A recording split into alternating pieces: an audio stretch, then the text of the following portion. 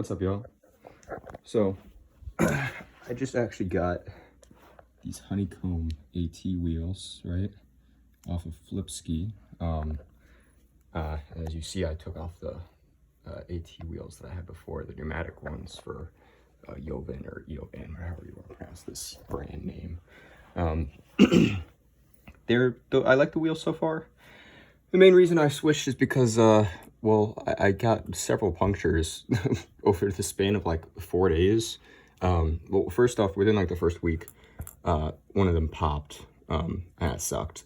So I like immediately started looking for other alternatives because I just didn't want to deal with it all the time, especially because changing out the inner tubes for these is just a hassle in and of itself. And I've gotten better at it, luckily, because, you know, a bunch of them have popped on me.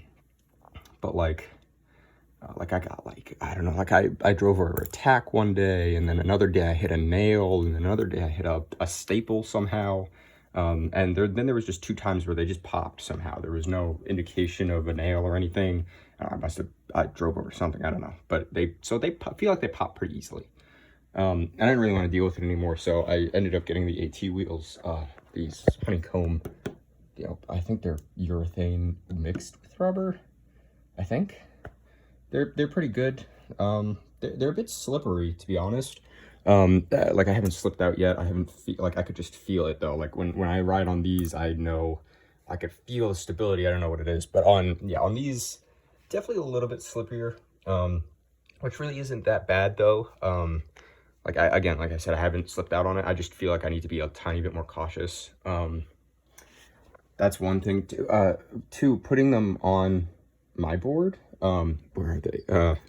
Here they are. These are the belts that came with them. I don't even know what size they are, but they do not fit on my board. I had to use the old straps that I was using with these and these pulleys. I think they're both 48 tooth as well, so I don't know why I was having such an issue. I could adjust these, so I unscrewed it all. It was loose enough to move it around, but I couldn't get it close enough.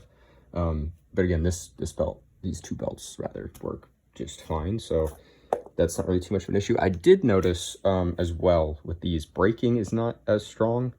My belt tension is, I mean, it's not loose, but it's not tight. You know, it's as medium as I could pretty much get it.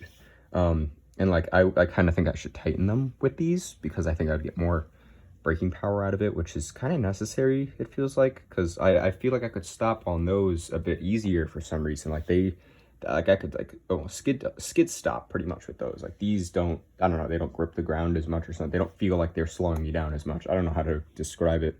I haven't tinkered with the Vesk tool inside of this. I'm a bit scared to do. I'd love to try it, to be honest, but I need somebody that's like actually knows what they're doing to help me out with it. I would not feel comfortable trying to teach myself how to fix this thing, and then I somehow screw it over, and then I'm out of a board for a minute. And obviously this one, I don't want to be out of this board. I like this board, to be honest. But yeah, I mean, if you're looking for alternatives beyond pneumatic wheels, I'd say these honeycombs are the way to go.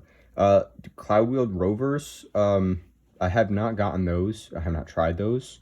And again, I would recommend these, I think, over the rovers, just because these are like $100 less. Like rovers are like $250, I think, give or take, depending on what board or whatever. But these are $150 on Flipsky. I think they're only $100 on Flipsky, actually, $50 plus shipping. So it depends on where you are. So like, I think that these are the way to go. But again, I haven't tried the rovers, so maybe the rovers are better. I think the rovers are actually slightly bigger. If you look, if I pop this next to it, this is a 6-inch AT wheel, so this is 150 millimeter, this is 150 millimeter, I'm pretty sure. I can't really tell. I think it's about literally the same from, yeah, about looks pretty much the exact same. So I'm pretty sure they're both 150. And I think rovers, the cloud wheeled rovers are like 165. I don't know how much of a difference that really makes. In all honesty, like the difference between these two isn't, like, obviously these are softer. I mean, there's no real way to describe, like, obviously these are softer, but these obviously make a huge difference. I have a Backfire G2 Black, like a 2019 or 2020 version. And I've got Cloud Wheel 105s on those. And the difference from that to this is amazing. I mean, obviously, like I said, obviously these are great. They're going to be better. And I haven't had 7 inches of these yet, which I think I'm going to get next, just to see how great those would be. But regardless, these do great. Like, I've got no complaints about them so far. I feel like I should use these. I'm probably going to use these 90% of the time. I'll probably use these when I just feel like really just trying to be having a comfortable day, or when if I get the 7 inches again, maybe those will be just, it'll just blow my mind, and I'll always want to use those. But honestly, the honeycombs work really well. I haven't had any issues with it yet. Knock on wood. I've probably been using it for, geez, how long have I could probably check actually with my remote, maybe. Possibly. No, it won't show me it actually. Never mind.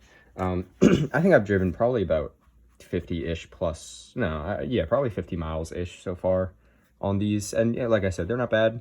I don't mind them. I haven't used them all that much yet, but they do the job. I mean, yeah, like I said, I haven't slipped yet, so, and I'm gonna be cautious about that. It feels like you could definitely power slide on these also, though, if you wanted to.